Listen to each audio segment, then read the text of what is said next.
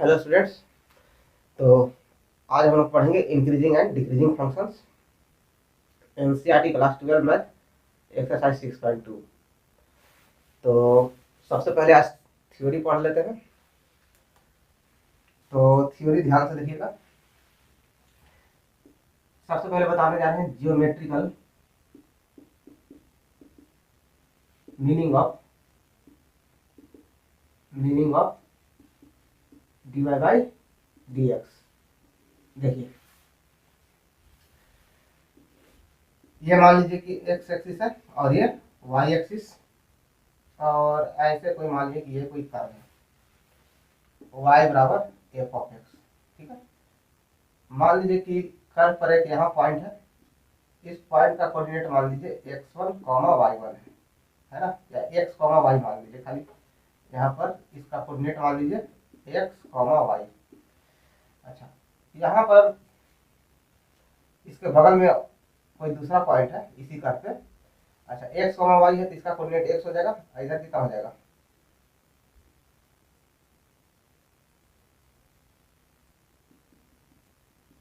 यहाँ पर मान लीजिए कि y है। ठीक है, और मान लीजिए कि ये जो पॉइंट है x एक्सिस के अलोंग डेल्टा x डिस्टेंस पर है, डेल्टा x डिस्टेंस पर है। ठीक है, और y एक्सिस के अलोंग इस पॉइंट से यहाँ से ये डिस्टेंस डेल्टा y है ना। तो इसको यहाँ से मिला दिए तो ये लेंथ कितना हो जाएगा, है ना, परपेंडिकुलरली सब लाइन खींचा हुआ है। तो ये लेंथ कितना हो जाएगा डेल्टा y, और ये वाला कितना हो गया, ये डेल्टा x है तो ये भी डेल्टा x हो गया, है ना। अब क्या करते हैं कि इस दोनों पॉइंट को ऐसे डिवाइड कर देते हैं। ज्वाइन कर दिए, ये एंगल मान लीजिए कि थीटा है ना। ये थीटा है तो ये वाला कितना हो जाएगा, ये भी थीटा ही होगा, क्योंकि ये जो लाइन है सब एक्स एक्सिस के पैरेलल है। हॉरिजॉन्टल लाइन जितने भी है सारे एक्स एक्सिस के पैरेलल है, और वर्टिकल लाइन जितने हैं सब वाई एक्सिस के पैरेलल है। ठीक है, अच्छा, ये मान लीजिए कि पॉइंट ए है, ये पॉइंट बी है, और ये मान लीजिए कि पॉइंट सी है। नाम दे दिए ए बी सी। अच्छा, तो यदि लिखना चाहें कि स्लोप ऑफ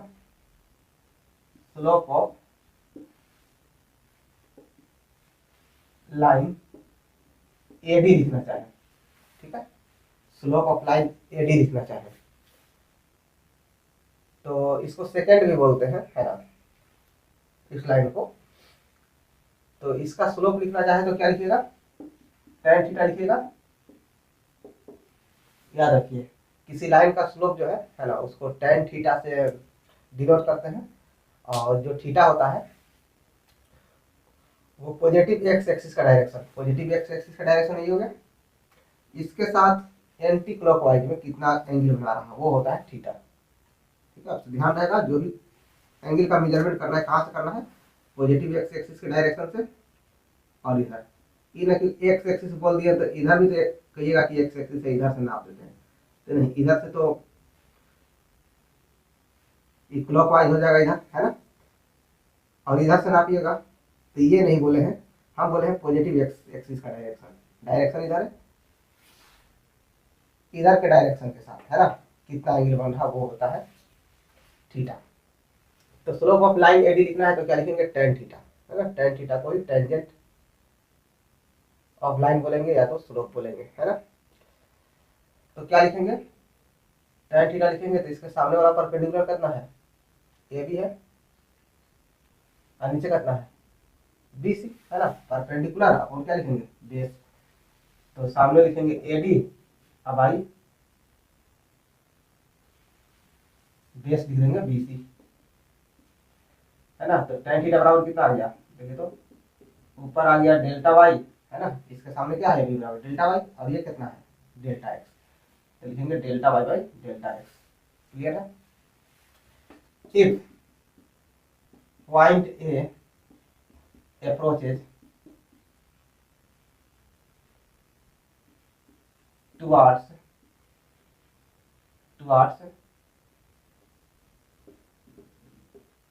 पॉइंट सी।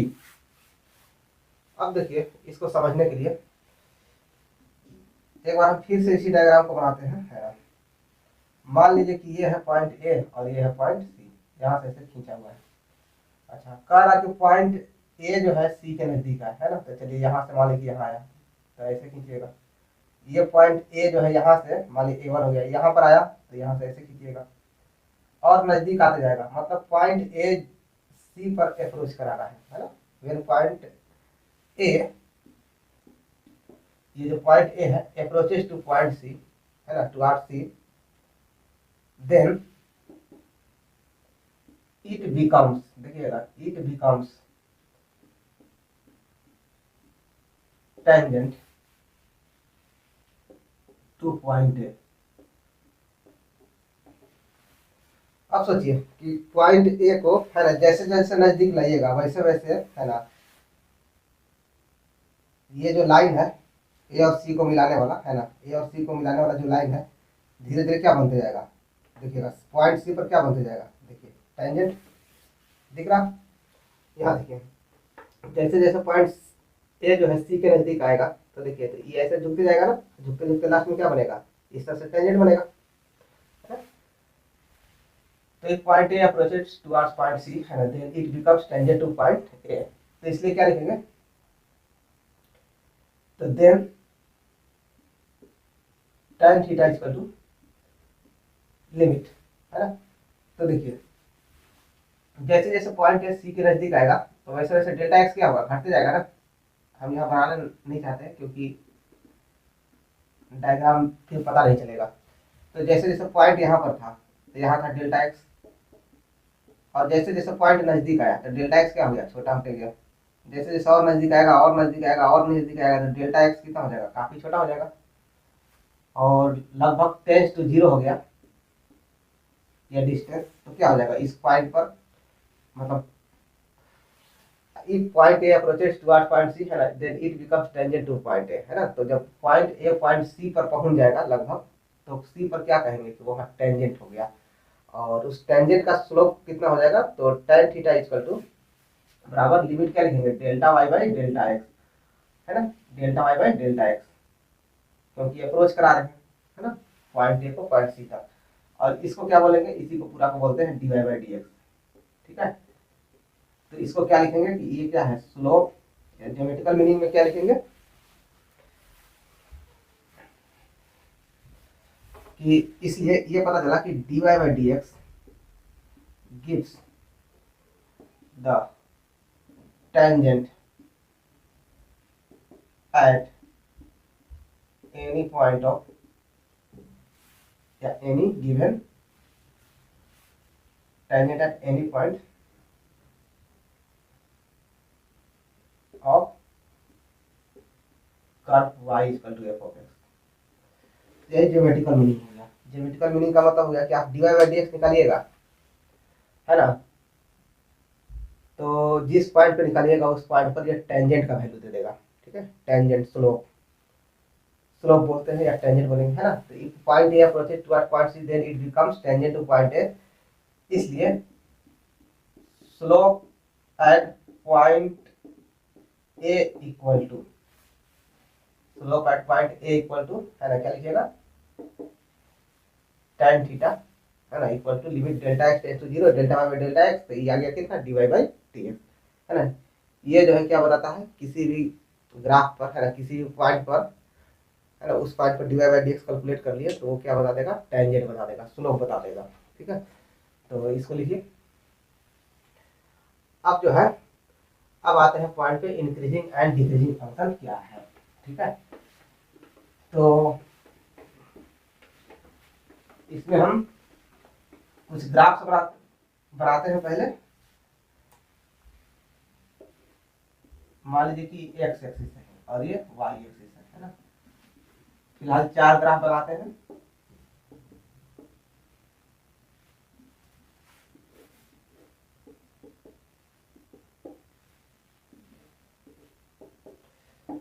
मान लीजिए कि कोई ग्राफ ऐसे है ना, कोई ऐसे भी हो सकता है, कोई ऐसे भी हो सकता है, कोई ऐसे भी। 2 और बना देते हैं। कोई स्ट्रेट लाइन का ग्राफ, कोई ऐसे गया है,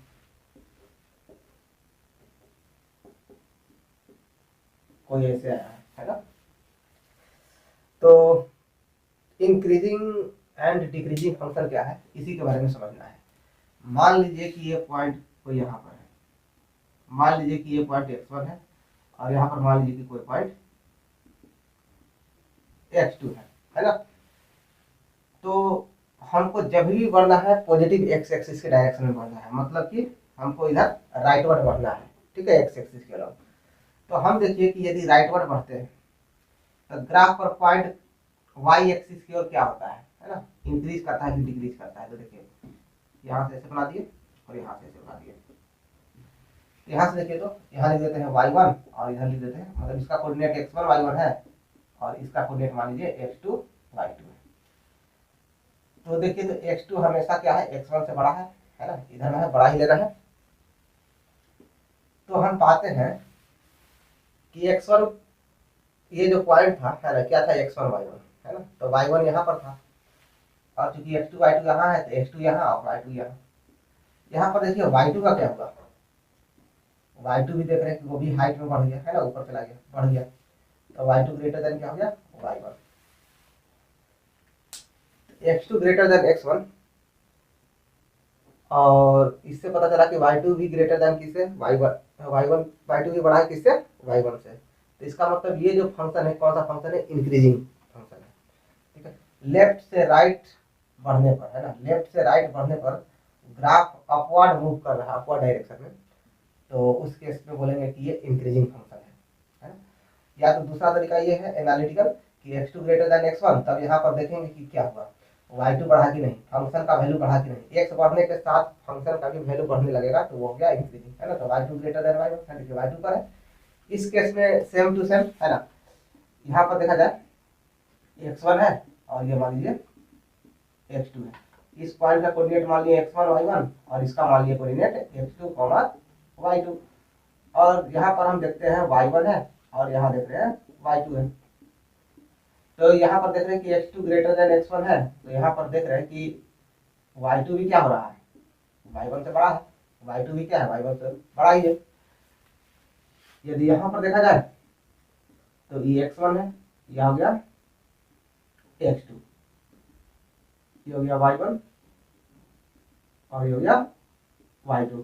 तो इसमें भी देखिए x2 किससे बड़ा है, x1 से, और y2 भी किससे बड़ा है, y1 से है ना, ठीक है। y2 भी किससे बड़ा है, y1 से है ना। इसका कोऑर्डिनेट पहला का x1 y1 हो गया, ठीक है, x1 है तब ना इधर से x1 हो गया, y1 है तब ना इधर से y1 होगा, और ये क्या हो गया x2 y2।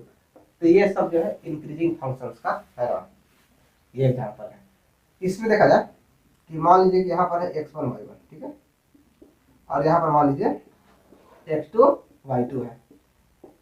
यहाँ पर देखिए ये पॉइंट पहले क्या है, x1 है, यहाँ है y1। सिमिलरली यहाँ पर मान लीजिए x2 है और यहाँ पर क्या है y2। तो हमको इधर बढ़ना है, ठीक है, हमेशा राइटवर्ड बढ़ना है। तो देख रहे हैं कि x2 क्या है, x1 से बड़ा है। तो यहाँ से हमको पता चल रहा है कि y2 जो है अभी छोटा हो गया, y1 से क्या हो गया, y2 छोटा हो गया। तो मतलब y2 लेस देन क्या हो गया, y1। x बढ़ने के साथ y क्या हो रहा है, घट रहा, x बढ़ रहे हैं y क्या हो रहा है, घट रहा। ऐसे देखिए ऊपर से नीचे आ रहा। तो याद रखिएगा जब ग्राफ है ना, ग्राफ में लेफ्ट से राइट की ओर बढ़ते हैं तो ग्राफ यदि डाउनवर्ड आए है ना, तो समझ जाइएगा कि वो डिक्रीजिंग फंक्शन है। इस केस में x1 यहाँ मान लीजिए कि ये x2 है, इसका कोऑर्डिनेट x1 y1 मान लीजिए और इसका कोऑर्डिनेट x2 y2 मान लीजिए। यहाँ देखिए y1 और y2 का क्या होगा, कौन बड़ा है कौन छोटा है। यदि इधर बढ़ते हैं तो x2 ग्रेटर देन क्या है, x1 है, लेकिन हम देख रहे हैं कि y2 क्या हो गया, छोटा हो गया, मतलब y2 क्या हो गया, लेस देन y1। तो कौन सा फंक्शन होगा, ये डिक्रीजिंग फंक्शन होगा। अच्छा, और यहाँ पर ये मान लीजिए कि x1 है x2 है। तो देखिए x1 y1 और x2 y2 है ना। ये मान लीजिए कि है y1 और ये है y2। इसमें भी तो वही हो रहा, यदि लेफ्ट से राइट बढ़ते हैं तो x2 ग्रेटर देन क्या हो गया, x1। तो यहाँ से पता चल रहा है कि y2 क्या हो गया, छोटा हो गया किससे, y1 से। तो ये सब तीनों किस तरह के फंक्शन है, तो ये भी डिक्रीजिंग फंक्शन है, DEC डॉट मतलब डिक्रीजिंग लिखे हुए हैं, है ना, डिक्रीजिंग। और ये भी क्या है, डिक्रीजिंग फंक्शन है।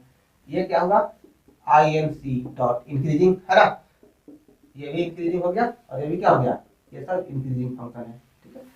तो ये तो हो गया एनालिटिकल मेथड। अच्छा, दूसरा तरीका देखिए, तो इसको समझने के लिए एक बार और डायग्राम है ना, इसको हटाते हैं। अब जो है dy बाई डी एक्स से हमको कैसे पता चलेगा कि कोई फंक्शन जो है इंक्रीजिंग है या डिक्रीजिंग है, देखिए। अच्छा, एक चीज बताइए, tan थीटा किसमें किसमें पॉजिटिव होता है, tan थीटा पॉजिटिव होता है कहाँ से कहाँ तक, 0 से 90 डिग्री, 0 टू 90 डिग्री। और जो tan थीटा होता है वो होता है निगेटिव, कहाँ से कहाँ तक निगेटिव होता है, 90 से 180 डिग्री, है ना, ये पता है ना। ऐसे कोऑर्डिनेट बना देते हैं, है ना, इसमें कहते थे कि ऑल पॉजिटिव होता है, ऑल पॉजिटिव का मतलब tan भी पॉजिटिव होगा। इसमें कौन पॉजिटिव होता है, साइन और कॉस है ना।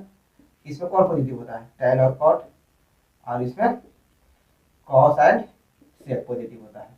तो हमको सिर्फ tan से मतलब है, क्योंकि स्लोप होता है tan थीटा बराबर dy बाई डी एक्स, है ना।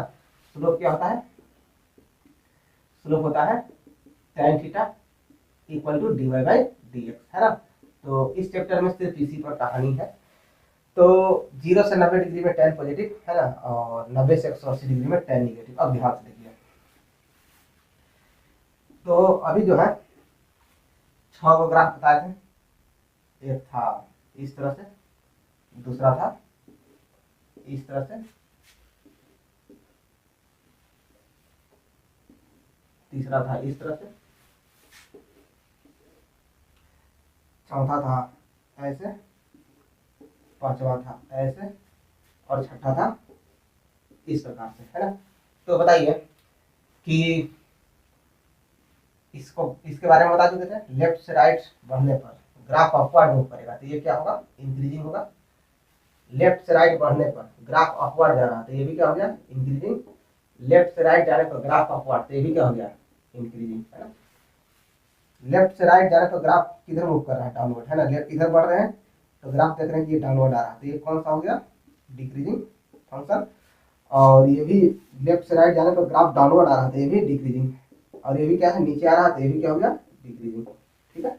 अच्छा, अब D Y by D X से कैसे पता चलेगा, तो हम किसी भी पॉइंट पर पता लिखते हैं D Y by D X, किसी भी पॉइंट पर, है ना, D Y by D X मतलब क्या हो गया, ज्योमेट्रिकल मीनिंग पढ़े थे ना कि D Y by D X का मतलब क्या होता है ना, टेंजेंट या स्लोप बोलिए, है ना, यही होता है ना। D Y by D X का मतलब क्या हो गया, tan थीटा, क्या हो गया, tan थीटा।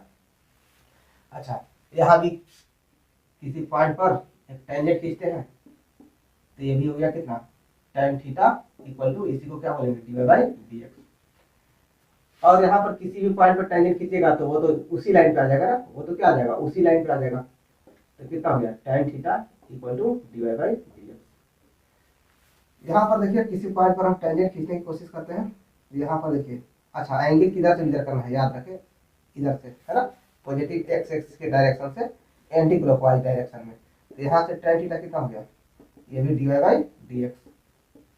यदि यहाँ पर टेंजेंट बनाते हैं इस तरह से बनेगा, और एंगल किधर से मेजर कीजिएगा, इस डायरेक्शन में मेजर कीजिएगा, तो ये भी कितना हो गया, tangent, tan theta equal to क्या हो गया, D Y by D x.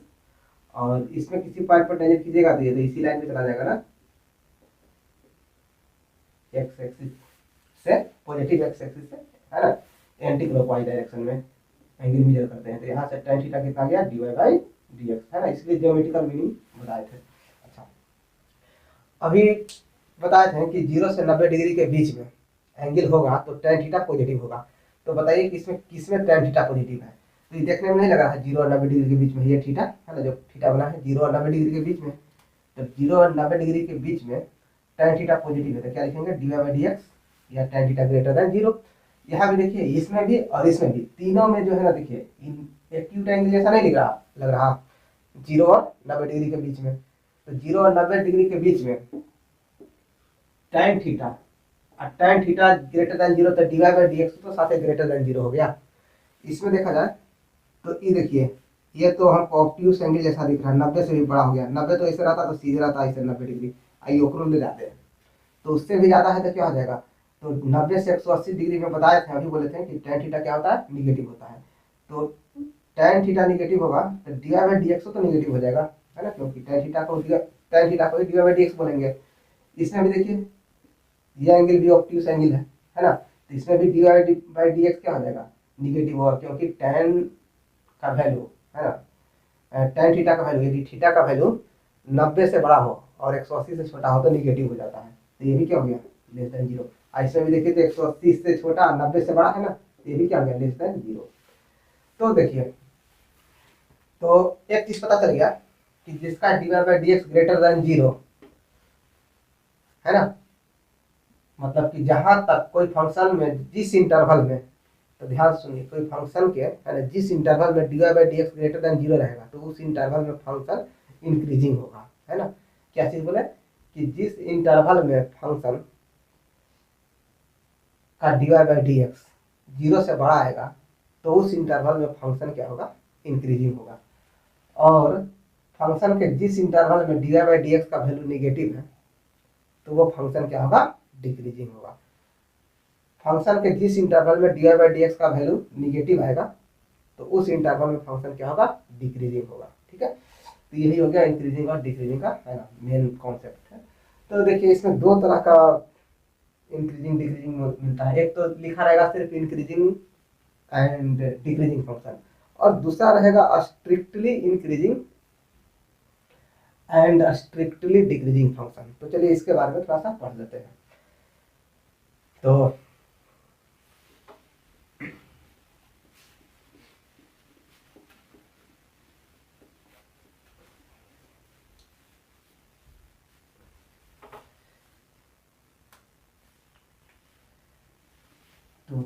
एक है इंक्रीजिंग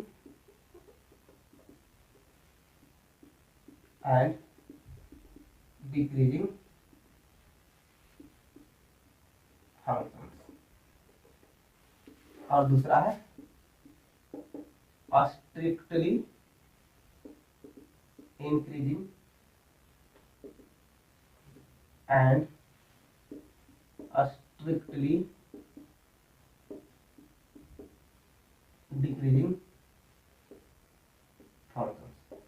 देखिए इसमें नाम से कंफ्यूज नहीं करना है, बस थोड़ा सा अंतर है पता चल जाएगा, और है ना ग्राफिकल बता देंगे और एनालिटिकल भी बता देंगे,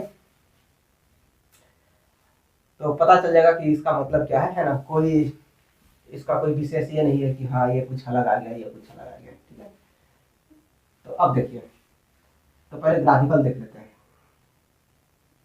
तो चलिए दो ही तरह का ग्राफ बताते हैं। मान लीजिए कि कोई फंक्शन ऐसे है और फिर कुछ देर के लिए ऐसे हॉरिजॉन्टल हो गया, फिर ऐसे बढ़ गया। ठीक है, मान लीजिए कि कोई फंक्शन ऐसे आ रहा, फिर कुछ देर के लिए हॉरिजॉन्टल फिर ऐसे आ गया, है ना, इस तरह से आ गया। ठीक है, बाकी समझ में आ जाएगा सब चीज, है ना। या इधर से ऐसे बना दीजिए, है ना, देखने में ठीक नहीं लग रहा तो ऐसे। चलिए अब ठीक है, ऐसे। तो अब देखिए, यदि D Y by D x zero रहेगा, d Y by D x zero रहेगा तो किसका जीरो होगा, मतलब tan थीटा जीरो, मतलब थीटा बराबर कितना हो गया, 0 डिग्री। आया समझ में, D Y by D x zero तो D Y by D x को tan थीटा बोलेंगे, tan थीटा जीरो मतलब थीटा बराबर कितना है, 0 डिग्री। इसका मतलब हो गया कि यदि कोई लाइन है ना, यदि कोई लाइन एक्स एक्सिस के साथ 0 डिग्री का कोण बनाए, यदि कोई लाइन एक्स एक्सिस के साथ 0 डिग्री का कोण बनाए, तो देखो तो पैरेलल खींच दो तो 0 डिग्री का कोण बनेगा। तो एक्स एक्सिस के पैरेलल जो लाइन होगा, है ना, वो एक्स एक्सिस के साथ कितना कोण बनाएगा, 0 डिग्री, और 0 डिग्री बनाएगा तो उसका D Y by D X कितना आएगा, तो चलिए कितना आएगा, 0। इस बात को ध्यान रखेंगे। तो यहाँ पर देखिए कि इस पॉइंट पर हम टेंजेंट खींचे, चलिए D Y by D X क्या है, ग्रेटर देन 0 है। यहाँ पर क्या है, D Y by D X greater than 0। अच्छा, इस पॉइंट पर हम टेंजेंट खींचे तो यहाँ देखिए इसका क्या हो जाएगा, D Y by D X यहाँ पर कितना आ जाएगा, अभी बताया ना ये एक्स एक्सिस के पैरेलल है, ये दोनों लाइन जो है खींचे हैं छोटा सा, ये छोटा सा पोर्शन एक्स एक्सिस के पैरेलल है, और अभी बताया कि एक्स एक्सिस के जो भी पैरेलल लाइन होगा उसका D Y by D X कितना हो जाएगा, जीरो। और इधर ऐसे है तो इसका D Y by D X क्या होगा, इंक्रीजिंग है ना, ये D Y by D X greater than zero. और इधर देखा जाए तो इसका D Y by D X क्या है, निगेटिव है ना, इधर इस तरफ होता है डाउनवर्ड डायरेक्शन में, तो D Y by D X क्या है इसका निगेटिव। इस पोर्शन को देखा जाए तो ये पैरेलल है एक्स एक्सिस के, तो इसका D Y by D X कितना हो गया बराबर जीरो। और यहाँ पर भी टेंजेंट खींचेंगे तो इसका भी D Y by D X क्या आएगा निगेटिव आएगा।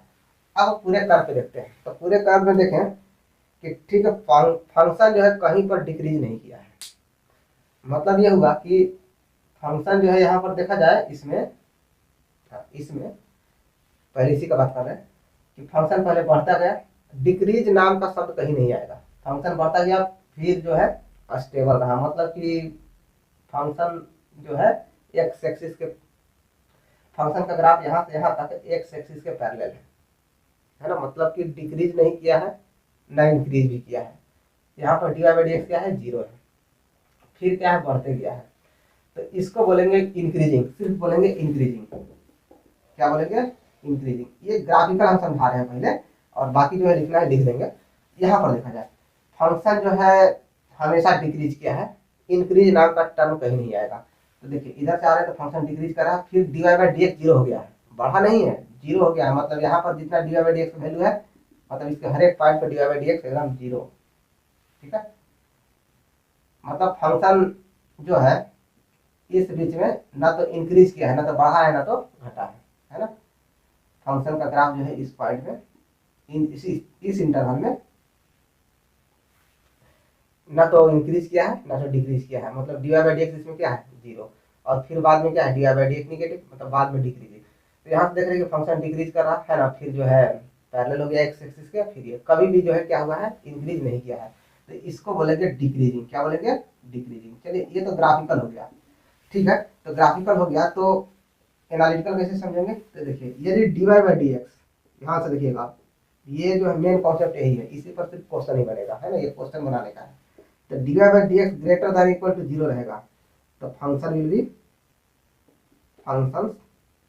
विल बी इंक्रीजिंग, ठीक है इंक्रीजिंग, जिस इंटरवल में होगा है ना इंक्रीजिंग। क्वेश्चन में सब समझा देंगे, ठीक है किस इंटरवल, हम इंटरवल क्या बोल रहे हैं आप लोग समझ रहे हैं या नहीं। यहाँ देखिए D Y by D X less than equal to zero हुआ है ना, इक्वल टू लगा रहेगा, मतलब उसमें कहीं हो सकता है कि ग्राफ एक्स एक्सिस के पैरेलल बीच में कहीं पड़ जाए है ना, उस केस में तो ये क्या हो जाएगा फंक्शन विल बी डिक्रीजिंग। चलिए ठीक है,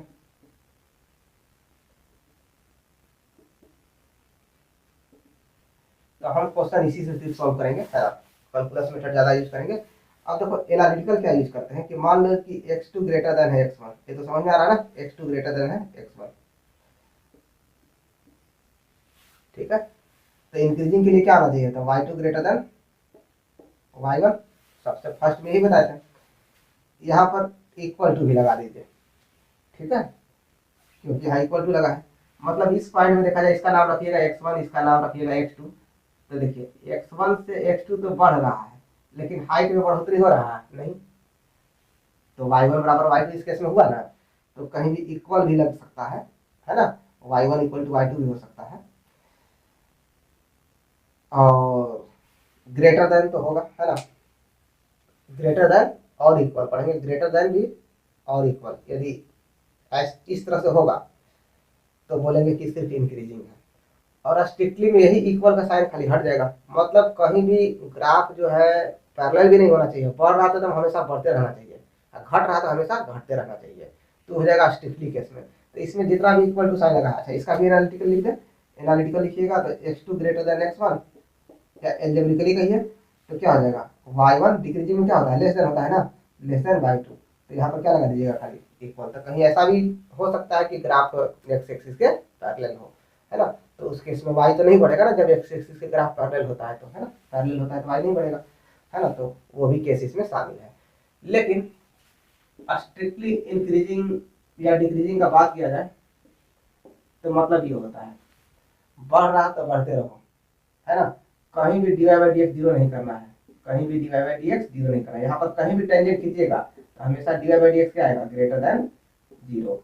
और इसमें कहीं भी टेंजेंट खींचिएगा तो dy बाई डी एक्स क्या आएगा, less than zero. Equal to द्वारा ही नहीं चाहिए बीच में, तो इंक्रीजिंग हो जाएगा ना, या तो डिक्रीजिंग हो जाएगा, स्ट्रिक्टली फिर टर्म हट जाएगा। बस यही छोटा सा अंतर है स्ट्रिक्टली का मतलब, है ना। स्ट्रिक्टली रहेगा तो वहां पर इक्वल नहीं लगाना है। अच्छा, इसका एल्जेब्रिकली या एनालिटिकली लिखना रहेगा तो मान लीजिए कि x2 बड़ा है x1 से, तो क्या होना चाहिए, y2 भी बड़ा होना चाहिए किससे, y1 से, है ना। इक्वल का साइन नहीं लगेगा। और इसमें देखा जाए कि x2 ग्रेटर देन x1 रहेगा, है ना, लेफ्ट से राइट जा रहे हैं तो y1 क्या होना चाहिए, लेस देन, उल्टा लिख दिए, y2 लेस देन होना चाहिए तो y1, है ना। ग्राफ हमेशा जो है घटते जाना चाहिए, मतलब नीचे जाते रहना चाहिए। इक्वल का मतलब कि पैरेलल भी नहीं जाना चाहिए, है, हमेशा डिक्रीजिंग होना चाहिए। तो ये हो गया स्ट्रिक्टली इंक्रीजिंग एंड डिक्रीजिंग का। अच्छा, अब जो है कुछ क्वेश्चन करते हैं, ठीक है। तो इसको नोट कीजिए, मिला दिए थे, हटे होंगे तो कभी लिख लीजिएगा। आइए कुछ एक्सरसाइज का क्वेश्चन सॉल्व करते हैं। तो इसमें पहले लिखा हुआ है कि so that function given by f of x equal to 3x plus 17 is strictly increasing on r, strictly increasing मतलब dy बाई dx कभी जीरो नहीं आएगा, है ना। और हमेशा क्या होगा, जीरो से सिर्फ बड़ा आएगा। तो जैसा कि हम लोग पढ़े थे कि स्ट्रिक्टली इंक्रीजिंग के लिए dy बाई dx हमेशा क्या होना चाहिए, ग्रेटर देन जीरो। करा कि कौन आर मतलब पूरे इंटरवल में, मतलब पूरे रियल नंबर में कुछ भी रखिए, dy बाई dx हमेशा ग्रेटर देन जीरो होना चाहिए। तो यहाँ से देखिए तो f of x equal to कितना है, 3x प्लस 17, है ना। तो मान लेंगे let y equal to f of x, और y बराबर क्या लिख देंगे, 3x plus 7, differentiating with respect to x। तो y का डिफ्रेंशिएशन क्या लिखिएगा, dy बाई dx, है ना। अब तो पता ही है 3 इंटू 1 हो गया प्लस 7 का कितना हो जाएगा, 0। तो देखिए तो dy बाई dx 3 किसी भी पॉइंट पर, अब यहाँ तो x रखने वाला कोई चीज है नहीं, तो कुछ भी x का मान सोचिए, है ना, किसी भी पॉइंट पर dy बाई dx हमेशा क्या आएगा, पॉजिटिव नंबर। 3 क्या है, पॉजिटिव नंबर, ऑलवेज क्या है, greater than zero for any real number. R का मतलब रियल नंबर, तो पूरे रियल नंबर में, है ना। जिस ये क्या है, हमेशा 3 है तो 3 ही रहेगा dy बाई dx, है ना, बदलेगा तो कभी है नहीं। 3 क्या है, जीरो से बड़ा है किसी भी रियल नंबर के लिए।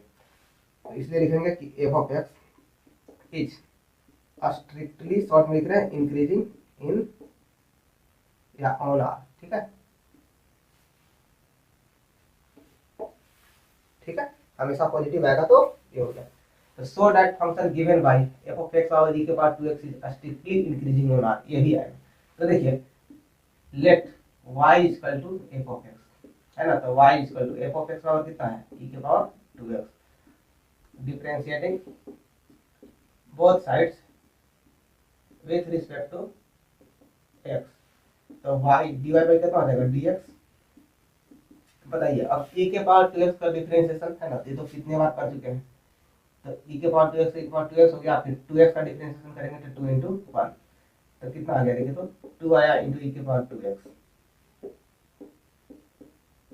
अब देखिए e जो e के पावर 2x है, सिंस e के पावर 2x ऑलवेज क्या होता है, जीरो, ग्रेटर देन जीरो, है ना। e का वैल्यू अप्रोक्सीमेट वैल्यू क्या होता है, सोचिए बता रहे, e का अप्रोक्सीमेट वैल्यू ये है, इरेशनल नंबर e है, और एक्सपोनेंशियल e है, इरेशनल नंबर होता है, इसका लगभग वैल्यू होता है 2.71 के आसपास, है ना। अब देखिए e का वैल्यू हो गया 2.71। अच्छा, इसका पावर कुछ भी रखिए, है ना, कुछ भी रखिए, पॉजिटिव रखिए या निगेटिव, जो मन में आए वो रखिए। यदि पॉजिटिव रखिएगा तो पॉजिटिव, और निगेटिव भी रखिएगा तो पॉजिटिव ही रहेगा। जैसे मान लीजिए कि x का वैल्यू रख दीजिए -1, तो 2.71 के पावर कितना हो गया, -2, और जब नीचे आएगा तो 2.71 के स्क्वायर। तो बताइए पॉजिटिव वैल्यू है कि निगेटिव, ऑब्वियसली पॉजिटिव। तो इसका वैल्यू तो कभी निगेटिव आने वाला है नहीं। अब दो क्या है, पॉजिटिव है। तो इसको जो है यहाँ पर ऐसे लिख देते हैं, फॉर, है ना, ऑल रियल, है ना, कोई भी रियल वैल्यू रखिएगा तो e⁻2x हमेशा ग्रेटर देन 0 आएगा, तो इसलिए dy/dx क्या हो गया, ग्रेटर देन 0, है ना, ऑन आर, है ना, या फॉर ऑल रियल, ठीक है, फॉर ऑल रियल। मतलब ई पॉजिटिव है तो दू तो पॉजिटिव है, कौन सा निगेटिव है, तो सब पॉजिटिव, पॉजिटिव पॉजिटिव से गुना होगा तो पॉजिटिव ही आएगा, तो हमेशा क्या आएगा, dy/dx ग्रेटर देन 0 मतलब पॉजिटिव आएगा, इसलिए लिखेंगे कि f(x) is strictly increasing on R. आगे बात समझ में, तो चलिए इसको नोट कीजिए।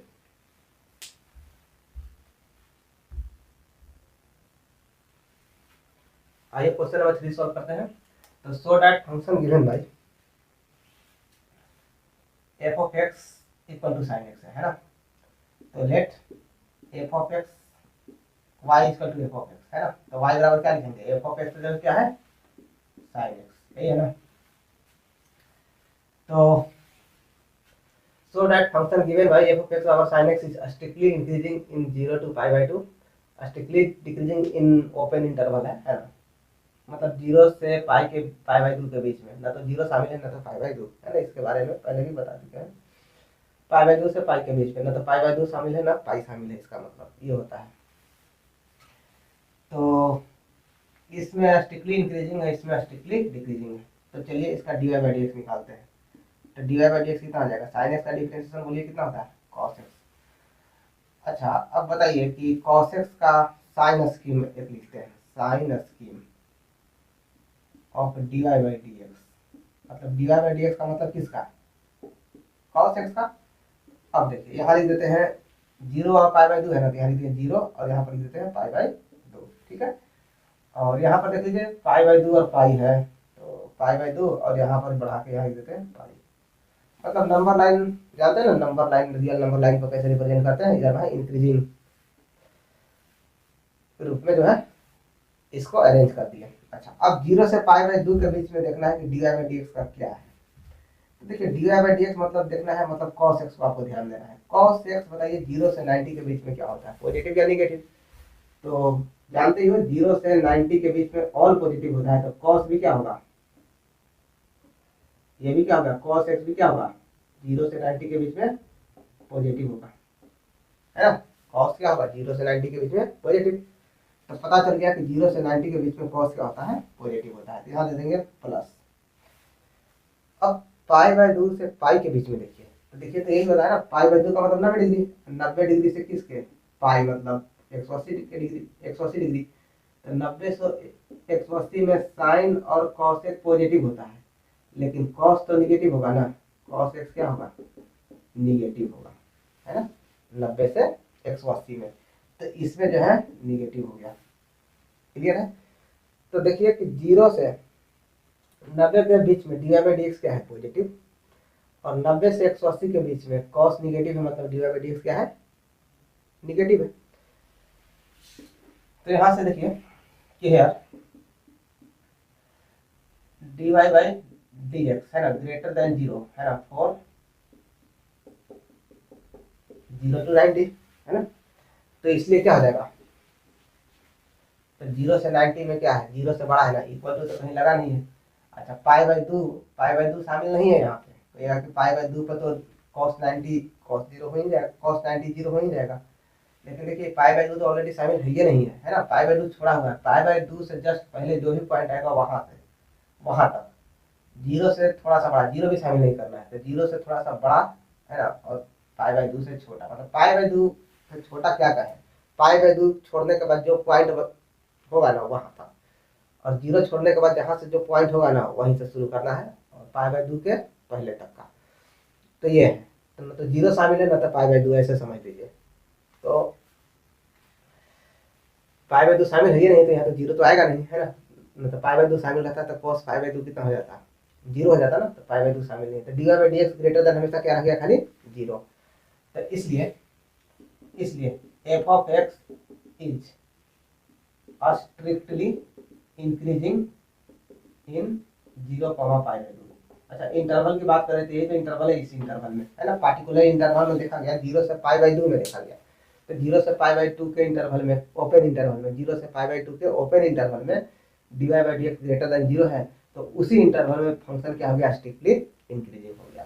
ठीक है। अच्छा यहाँ पर देखिए तो also dy by D X less than zero, मतलब निगेटिव है, कहाँ से कहाँ तक, और पाई बाई 2 से पाई, या pi open interval pi by 2 to pi, open interval pi by 2 to pi, pi by 2 ना तो पाई बाई 2 शामिल है, ना ही पाई शामिल है। तो इसमें क्या है कि D Y by D X less than zero है ना, पाई बाई 2 शामिल है, ये नहीं है कि कॉस पाई बाई 2 रखिएगा जीरो बोलिएगा, है ना। तो सिर्फ क्या है, less than zero, pi by 2 से पाई में। तो इसलिए क्या हो गया, अच्छा ये पार्ट ए का हो गया आंसर। ठीक है, ए किसका आंसर हो गया, ए का। इसमें इसलिए क्या हो जाएगा, एफ ऑफ एक्स, सेकेंड में क्या हो जाएगा, f of x is less than zero है ना, तो स्ट्रिक्टली यहाँ लिखेंगे decreasing in pi by open interval pi by 2 to pi. अच्छा तो इसको बी मान लिया, तो from A and B, from, अब देखिए क्या लिख रहे हैं, ए एंड बी, ए और बी से सी निकलेगा, सी का वेरिफिकेशन होगा। ये कह रहा है कि so that the function given by F of x is neither increasing nor decreasing on 0 to pi by. तो कहने का मतलब है कि 0 से पाई बाई 2 में फंक्शन क्या हो रहा है, इंक्रीज कर रहा है, और पाई बाई 2 से पाई के बीच में फंक्शन क्या हो रहा है, डिक्रीज कर रहा है। तो पूरा देखा जाए तो पूरा में 0 से पाई में ना तो फंक्शन कह सकते हैं ना तो पूरा में इंक्रीजिंग है ना तो डिक्रीजिंग, तो कुछ पार्ट में ना, ई पार्ट में इंक्रीजिंग है, ई पार्ट में डिक्रीजिंग है, तो पूरा में क्या कहिएगा, तो पूरा में यही ना कहिएगा, ना तो इंक्रीजिंग है ना तो डिक्रीजिंग है। तो from A and B f of x is neither increasing nor decreasing. आ गया हुआ समझ में, ठीक है। अच्छा इसमें देखिए ग्राफिकल थोड़ा सा समझ लीजिए कि साइन एक्स का ग्राफ जो है क्लास 11 में पढ़े होंगे तो इस तरह से होता है,